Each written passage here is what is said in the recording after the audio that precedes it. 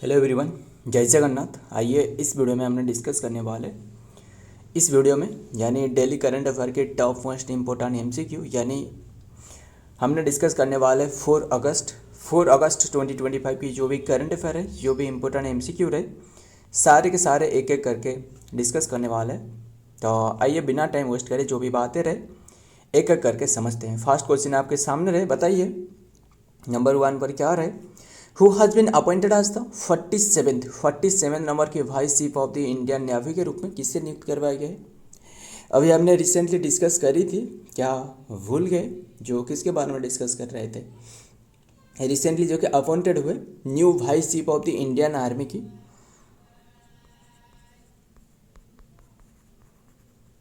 Vice chief of Indian army की जो Indian army की बने थे वो कौन बने थे, मुझे बताना, नाम बताना। ये है पुष्पेंद्र सिंह। ये जो देख रहा है ये ऑप्शन बी पर रहा है, बट ये क्वेश्चन का आंसर बताना। रिसेंटली अपॉइंटेड हुए 47 नंबर की, जो कि अपॉइंटेड हुए, किसने अपॉइंटेड हुए? ये है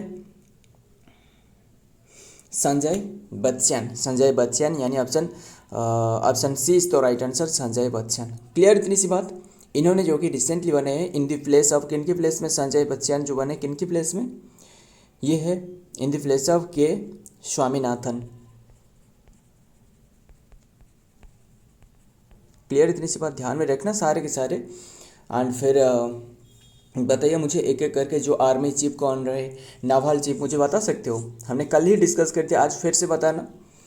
हर बार डिस्कस करेंगे, बस जब तक याद ना हो जाए। जो हमने डिस्कस करते एयर चीफ बताना। देखिए एयर चीफ पूछे तो एयरफोर्स डे भी एक रहे। एयर चीफ पूछे तो वो है अमरप्रीत सिंह, है ना? अमरप्रीत सिंह हो गया। जो एयरफोर्स डे ऑब्जर्व करी जाती है वो है 8 अक्टूबर को। 8 अक्टूबर को एयरफोर्स डे रहे। एंड देन एयर चीफ हो गया। एंड देन आर्मी चीफ पूछे तो वो है कौन रहे? Upendra Dwivedi. Yes, army chief तो उपेंद्र द्विवेदी रहे ना, उपेंद्र द्विवेदी रहे। एंड आर्मी डे पूछे तो वो है 15 जनवरी को ऑब्जर्व करी जाती है, जो एम करिया पर रहे। फर्स्ट टाइम जो आर्मी चीफ बने थे इसी के डे के उद्देश्य में ऑब्जर्व करी जाते हैं। उपेंद्र द्विवेदी हो गया। एंड जो लास्ट वाला है नावल चीफ, नावल चीफ पूछे तो कौन रहे नावल चीफ? वो है अमरप्रीत सिंह। अमरप्रीत सिंह, ये तो हमने एयर चीफ डिस्कस करी, Amarpreet Singh. Yes, novel chief Dinesh Kumar Tripathi रहे ना। यस, दिनेश कुमार त्रिपाठी। क्लियर इतनी सी बात। एंड बात करें जो दिनेश कुमार त्रिपाठी रहे, काफ़ी ट्रिक भी रहे इसे याद रखने के लिए। नावल डे वो जो ऑब्जर्व करी जाती है 4 दिसंबर को ऑब्जर्व करी जाती है। जो नावल रहे ना, यानी जो नावल फोर्सेस रहे, ये जो वे रहे, असल में ये 3 पद को, यानी जो आपको पता ही होगा, जो इंडिया की जो पेनिनसुलर इंडिया रहे, ये जो पार्ट रहे, ये असल में क्या कहा जाता है, जो कि 3 भाग पर ये वाटर रहे, यहाँ वाटर रहे, यहाँ वाटर, यहाँ भी वाटर। एंड बस ध्यान रखना, जो ये तीनों पद को जो होल्ड कर रहा है, यानी जो तैनात रहा है, तीनों प्लेसेस को जो तैनात कर रहा है, यानी ये कौन है? ये है 3 पद त्रिपाठी। त्रिपद यानी 3 पार्टी हो गया, दिनेश कुमार त्रिपाठी। क्लियर इतनी सी बात। एंड अमरप्रीत सिंह बता दूँ, ये जो अमरप्रीत सिंह रहे ना, अमर जो मतलब एयर पे उड़ रहा है, जो आकाश पथ को होल्ड कर रहा है, यानी आकाश जो मार्ग पर जो तैनात रहे, वो कौन हो सकते हैं? अमर हो सकते हैं। वो पूरी तरह अमर है, इसलिए इन्हें जो कि एयर चीफ बनाया गया है। अगर अमर ना होते तो क्यों बनाया जाता इसे, इन्हें बताइए ना। खत्म, एयर चीफ हो गया जो कि अमरप्रीत सिंह।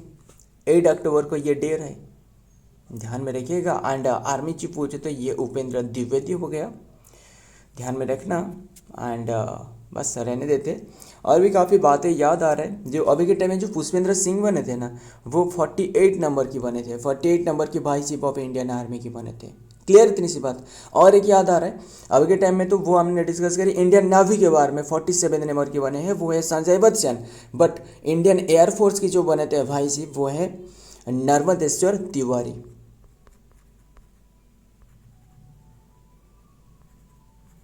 नर्मदेश्वर तिवारी बने थे। क्लियर इतनी सी बात। आइए देखते हैं फिर आगे।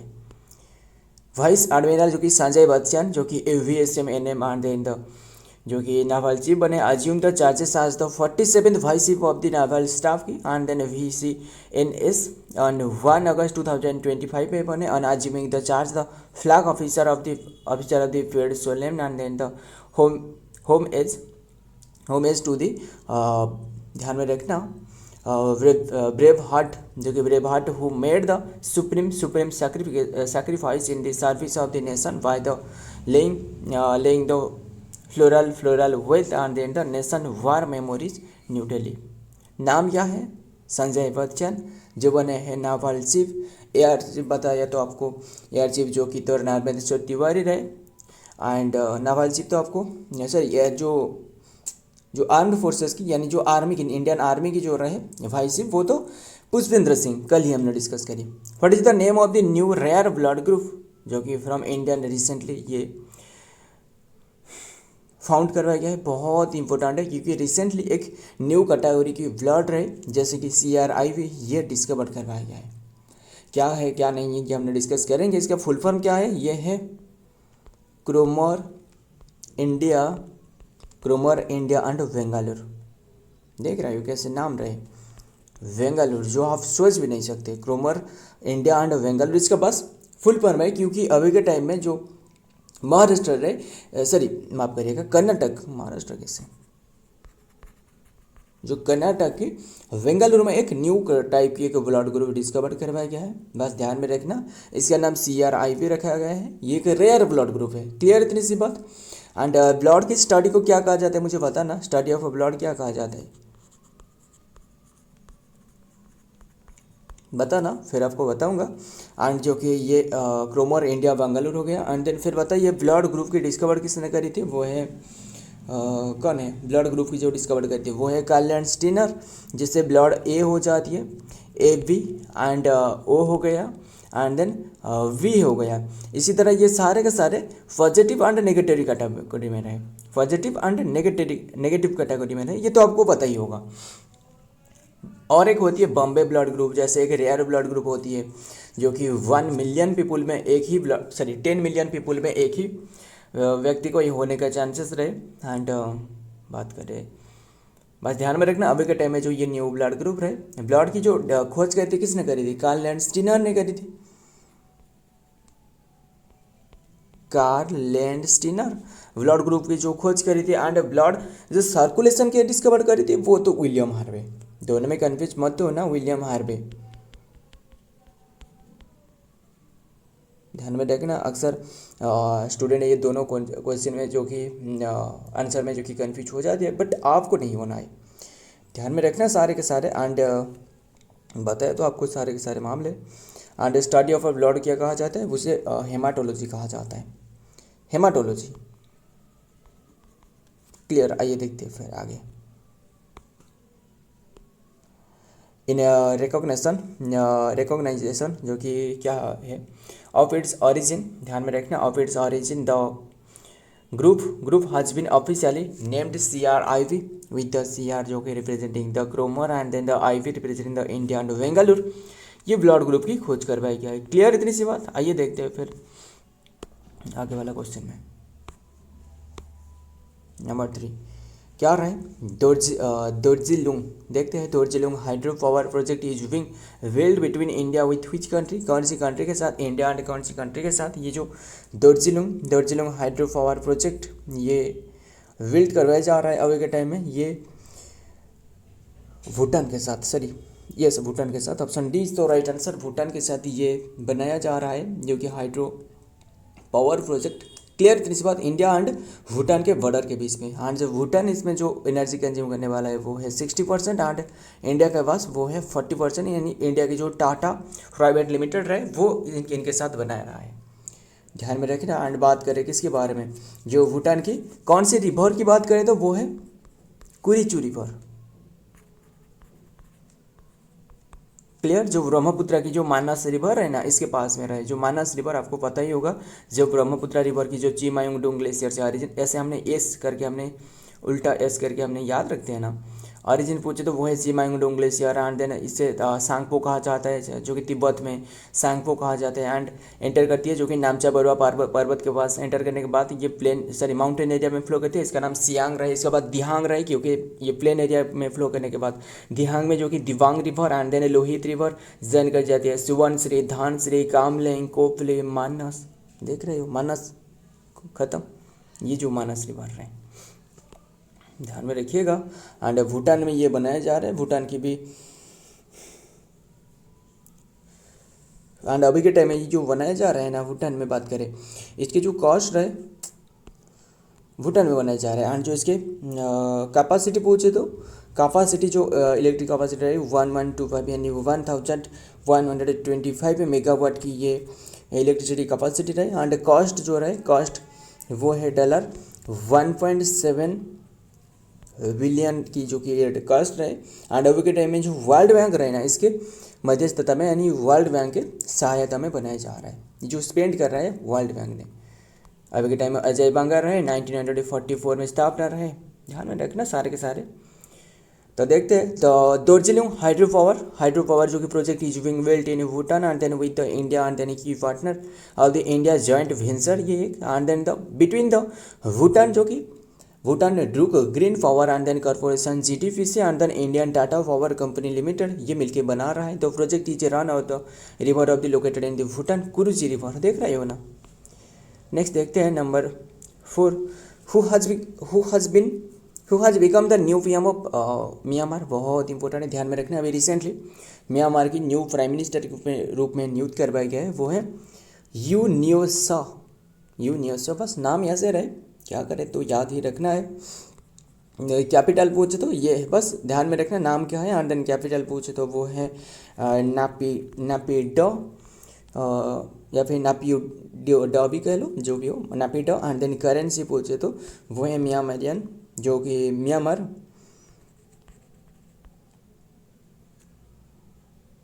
ध्यान में रखना म्यांमार जो कि क्याट, म्यांमार क्याट है, KYY है, जी नहीं है, ध्यान में रखना। एंड फिर बात करें म्यांमार को जो कि क्या कहा जाता है, गोल्डन पागोडा कंट्री कहा जाता है म्यांमार को। गोल्डन पागोडा बताना, जो ब्लैक पागोडा टेम्पल कौन सी है, कोणार्क। वाइट पागोडा कौन सी है, जगन्नाथ टेम्पल, पूरी जगन्नाथ टेम्पल। इसी तरह गोल्डन पागोडा कहा जाता है, कंट्री को सारे कंट्री को गोल्डन पागोडा कहा जाता है क्योंकि काफ़ी टेम्पल ऐसे रहे जो कि गोल्डन में बने हुई है। क्लियर, इतनी सी बात ध्यान में रखिएगा। द मीटिंग जो कि ऑफ द नेशनल जो कि defence and then the council of the announce 31/2025 में द जनरल जो कि Nyosa has been appointed as the prime minister of the country after the union government of the recognisation. Next number 5 बताइए, इन हुई state गोवरी festival observe किया जा रहा है। ये राजस्थान में, असल में ये आंध्र प्रदेश हो गया, आंध्र प्रदेश, तेलंगाना, तमिलनाडु, यहाँ पे ऑब्जर्व करी जाती है।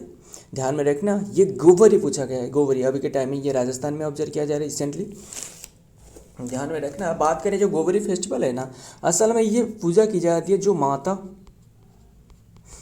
पार्वती रहे ना, पार्वती रहे, इन्हें पूजा की जाती है। ध्यान में रखना माता गौरी, आपको पता ही होगा गौरी किससे पूजा की जाती है, माता पार्वती रहे। एंड माता पार्वती जो रहे मतलब ये जो राजस्थान की पीपुल रहे, राजस्थान की जो पीपुल रहे, इन्होंने इन्हें बहन की तरह देखते हैं, बहन। ध्यान में रखिएगा ये जो अभी के टाइम में क्या रहे, रक्षाबंधन रहे, इसी के उद्देश्य में ऑब्जर्व करी जाती है। एंड बस ध्यान में रखिएगा, इससे भी और एक फेस्टिवल नाम से भी जोड़ा जाता है, वो है राई फेस्टिवल, राई फेस्टिवल, ध्यान में रखिएगा। एंड ये जो ऑब्जर्व किया जाता है ना, कौन सी कम्युनिटी के द्वारा, Y Bhil community, Bhil community, जैसे गोंड हो जाती है, गोंड भील, बस ये भील कम्युनिटी के द्वारा ऑब्जर्व करी जाती है। एंड देन ध्यान में रखना सारे के सारे। आइए देखते हैं क्या बातें रहे। गौरी फेस्टिवल जो कि ऑल्सो नोन आज था, जिसे गांगुअर फेस्टिवल भी कहा जाता है, जो primarily celebrated in Rajasthan and then India according to the various online and then previous it is the significant festival dedicated to the goddess जो गौरी रहे, जिसे पार्वती नाम से रहे, ध्यान में रखना। एंड इंडिया जो कि लॉर्ड शिवा को पूजा की जाती है, specially important for the women in the Rajasthan. Next देखते हैं नंबर 6 बताइए, who has been appointed as the new head coach of the Indian senior men's football team, जो इंडिया की जो सीनियर मेंस फुटबॉल टीम है इसकी न्यू कोच के रूप में वो नियुक्त करवाई गई, वो है Khalida Jamel. Option Khalida Jamel, option C is the right answer, Khalida Jamel. Clear. इन्होंने किनके प्लेस में बने हैं, वो है by replacing the Monalo Manule Markenz जो कि स्वेन की थे, इन्हें रिप्लेस करिए। आइए देखते हैं डिटेल में क्या बात है, बस नाम याद रखना वही इंपॉर्टेंट है। Khalida जामेल has been named the new head coach of the Indian men's national football team. The All India Football Federation AIFF and then confirmed on Friday.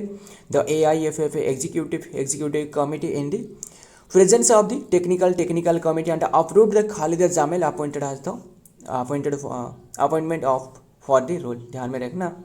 Next number 7, which is the fast, बताइए fast state to implement the pilot project जो कि faceless GST adjust जो कि adjudication बहुत important है। Recently जो faceless मतलब है ये जो क्या रहे ऑनलाइन वीडियो कॉन्फ्रेंस के माध्यम से या फिर कॉलिंग के माध्यम से वो सारे के सारे समाधान किया जा सकता है। जीएसटी मतलब गुड्स एंड सर्विस टैक्स हो गया। जैसे कि गुड्स एंड सर्विस टैक्स कितने की परसेंटेज रहे मुझे बताना। जीएसटी रहे ना असल में ये 0% होती है, 1% नहीं, 0%, 5%, 12%, 18%, 28%, 5 तरह की होती है। ध्यान में रखना 5 तरह की होती है। एंड जीएसटी डे पूछे तो ये तो आपको पता ही होगा 1 जुलाई को ऑब्जर्व करी जाती है, इसीलिए क्योंकि 2019 में इसका शुरुआत करवाया गया था। एंड जीएसटी इम्प्लीमेंट 2017 की बात कर रहा हूँ। एंड जीएसटी इम्प्लीमेंट करने वाला फर्स्ट कंट्री पूछे तो वो था कौन था, जीएसटी फर्स्ट जो इम्प्लीमेंट करी थी वो था फ्रांस था। बट इंडिया की जो जीएसटी मॉडल रहे वो कौन सी कंट्री के ऊपर में बेस रहे, वो है कनाडा। क्लियर इतनी सी बात। आइए देखते हैं next. In Kerala the state जो कि जीएसटी डिपार्टमेंट आज implemented the pilot project for the faceless arts जो कि एडजुडिकेशन इन टू डिस्ट्रिक्ट जो कि फ्रॉम ध्यान में रखना फ्रॉम टुडे इज आज for the project all the process related to state and then GST. बस ध्यान में रखना जो भी बातें रहे सारे के सारे बताया। तो आगे देखते हैं क्या बातें रहे। Number 8, where as the India's first private artificial intelligence AI university win launched. Recently ये उत्तर प्रदेश में लॉन्च करवाया गया है भाई योगी आदित्यनाथ। एंड बात करें उत्तर प्रदेश में ऑल्सो जो कि उत्तर प्रदेश में और एक क्वेश्चन भी याद आ रहा है जो कि रिसेंटली भी लॉन्च करी थी इंडिया की फास्ट AI बेस्ड जो artificial intelligence based road safety project, पता ही होगा ना रोड सेफ्टी प्रोजेक्ट। क्लियर इतनी सी बात, ये जो कि AI बेस्ड लॉन्च करवाया गया था। तो देखते हैं नेक्स्ट में क्या आ रहा है जो कि इन शॉर्ट जो कि ध्यान में रखिए ना चीफ मिनिस्टर योगी आदित्यनाथ रहे, आनंदीबेन पटेल जो कि गवर्नर रहे। एंड लखनऊ तो कैपिटल की तो आपको पता ही होगा, मतलब हज़ारों बार हमने डिस्कस कर रखी है। And then Saturday inaugurate the India's first private artificial intelligence एम तो मल्टीनेशनल जो कि multi disciplinary university in the Uttar Pradesh जो कि you now the university has been set of by Chandigarh university. Clear इतनी सी बात। आइए देखते हैं नेक्स्ट नंबर 9 की क्वेश्चन। विच कंट्री लॉन्च करिए जो कि fast orbital rocket name iris. ये जो ऑर्बिटल नेम रॉकेट इरिस रहे असल में अभी के टाइम में ये फेल हो चुकी है, बट फिर भी ध्यान में रखना नाम लूना 25। एक याद आ रहा है, पता नहीं क्यों अचानक याद आ रहा है, लूना 25 बताना। लूना 25 ये रसिया की है। चंद्रयान 3 जो रहे वो जो लॉन्च करवाया था इन्हीं के समय में लॉन्च करवाया गया था, काफ़ी बातें रहे। Which country launch the fast orbital rocket name iris, ये था ऑस्ट्रेलिया की। Option A is the right answer. Orbit में एंटर करने से पूर्व इसे ख़त्म हो गया, ध्यान में रखिएगा।